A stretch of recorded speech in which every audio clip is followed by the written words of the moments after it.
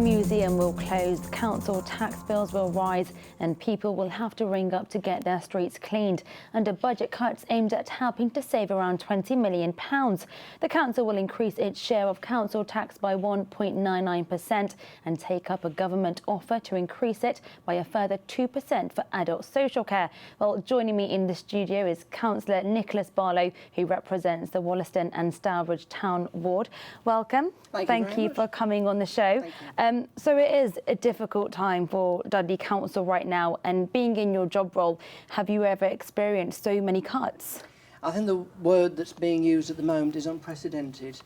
A lot of local authorities across the country are experiencing severe budget cuts from central government due to reduced funding, and it's certainly going to be the case across Dudley. All services are going to be affected certainly over the next 12 months and as the authority plans ahead. And what do you make of the new strategy to save money? I mean, the Dudley Museum going to be closed, council tax becoming increased. I think Dudley Museum is a controversial subject. There is, there have been petitions to save the museum, but we have to be realistic that the museum is, some beliefs, is not fit for purpose. It's not disabled friendly, but we have to make sure that when the museum closes, that there are alternative venues for those artefacts and more artefacts as well to be put on display to the public.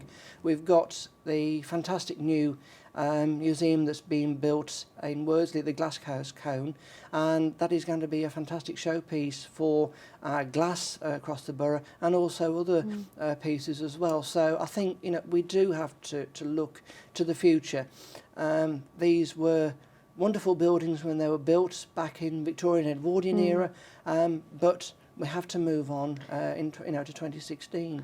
I mean, it attracts around 35,000 visitors a year, so do you think it's going to have an impact in terms of tourism into Dudley? I'm sure it will do, and it's got to be a decision that is right, not just in terms of savings, but in terms of our tourism.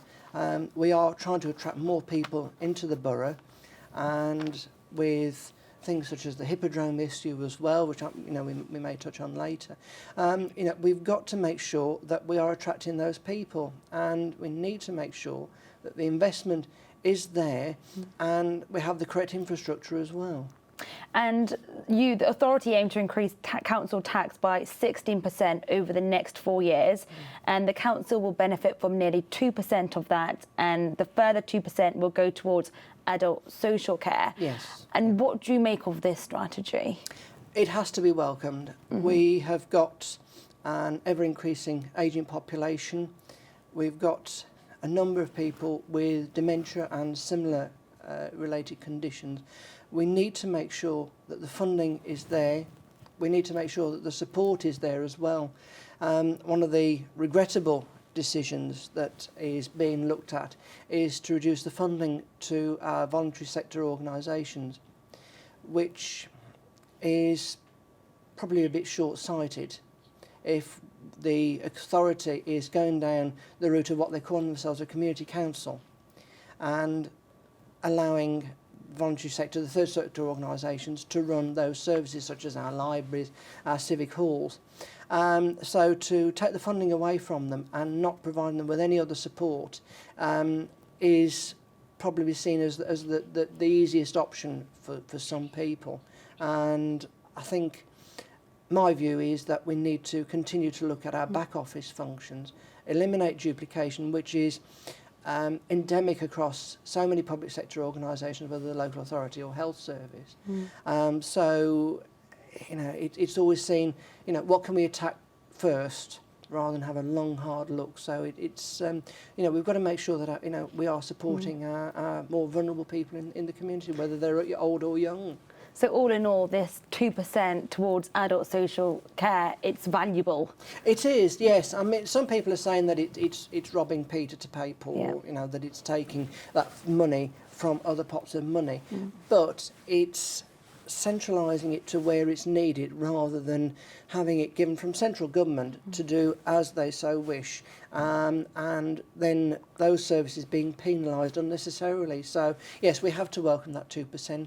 It will be evidence that we have a clear audit trail that that money is being used for those particular purposes and not being used for such things as management costs or agency costs. It has to be clear that it is for the public of the of this borough, of Dudley Borough. We were talking about the closure of Dudley Museum.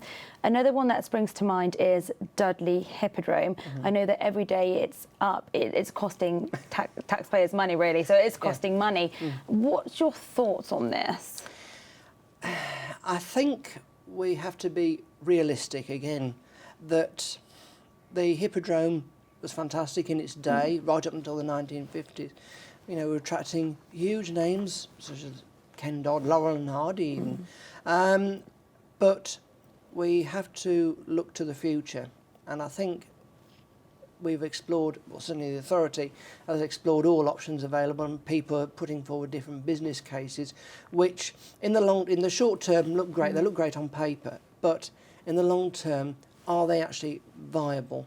And we keep extending the dates. Yes, we're going to review it. No, we're going to shut it. And, it's sort of going, it's like a game of table tennis. It's going back and forth.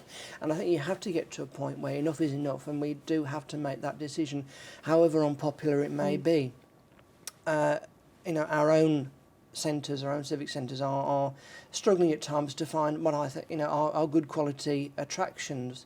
So to get something as the Hippodrome or its replacement, to get something in there, I think it's going to be very difficult. We've got Wolverhampton Civic Hall, Civic Centre, they're struggling as well. So, we've got to be realistic. We've got to bite the bullet and say, if you can't put a viable case forward, then, I'm sorry, it is going to have to go. But whatever replaces it has to be attracting, again, the people into the borough, and not as one thing that was being proposed as sort of an open space, which is a waste of valuable land. It's not going to bring anything into the borough, apart from perhaps people walking through.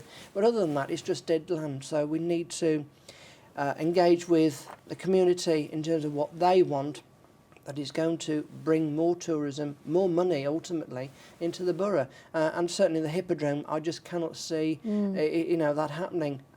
It's a shame. As I say, it was of its time, but times have changed. Do you think this process now of engaging with the community to hear what they want has gone on for too long, and it's all up in the air? I think it has. The problem that we've got, I think, is that the consultations are with of those that have got an interest in it, that they want to see it remaining as a sort of a venue, to attract people, an entertainment facility, and it's not looking at the wider picture and engaging with other people outside, in terms of what else can be put there. So, we do have to look at the wider picture. We have to engage other people, certainly, in terms of a business case. Yes, it's been too narrow. I think we need to certainly widen that scope. And once again, back to the cuts. I mean, people are saying obviously it is going to hurt those on the lowest incomes. And what's your alternative to the cuts that have been proposed? What would you recommend? In all honesty, we can't continue the way we are. We are. Unfortunately, we are receiving less money from central government. Local authorities are always seen as the poor relation, and it's unfortunate that some Whitehall departments are still receiving generous budgets when local authorities are being penalised, and sometimes unnecessarily. If Westminster, regardless of which political party is in power, is expecting local authorities and the communities to run services, then we need to make sure that those services have the right level of support, financially and also with the right people on board as well. Certainly in terms of what can be cut, what can be saved, we need to continue what the current administration has done, and probably go further in terms of reviewing the services, reviewing how those services are commissioned as well. I mean, one of the phrases that one of the sentences, was smarten the commissioning arrangements, and so we need to have more detail, because one of the things that I found on the budget on Monday night was there's very little detail, a lot of lines about what they're planning to do, the proposed savings, the proposed cuts, whatever you want to call it, but there wasn't enough detail on, wasn't enough meat on the bones, and that's what we need. We need more detail, and then we can scrutinise it clearer, work with the officers to say, look, this is how we've been doing a particular service for the last 5 years. We cannot continue to work that way, and I think, if there is an expectation that is going to happen, then, we need to change that mindset. And services aside, when I was scrolling through social media today, the responses have been, well, let's just cut the number of councillors down from 72 to 48 and reducing the staff budget. What's your take on this? Yes, I mean, it's a case of, turkeys voting for Christmas. But it was an amendment to the budget that the UKIP members put on Monday night, which the Conservative group felt wasn't appropriate. However, it's a proposal that we have been putting in our literature for the last couple of years, that that's the way that we want to go forward, is reducing the number of councillors from 3 to 2 per ward, and also that we have what are called all-out elections, because at the moment we're out every year with a fallow year on the 4th, so obviously we've got elections this year. Next year there won't be any local elections, and the cost of those, it's a lot of money when you're looking at the administration, the closure of schools as well, which is another subject, which we can, debate. So it's a proposal, but it's going to be a long, drawn-out process, because we have to get the Boundary Commission involved. Thank you so much, Nicholas, for coming on the Midland this evening. Appreciate your time. Well, it's time to take a quick break now. See you shortly afterwards.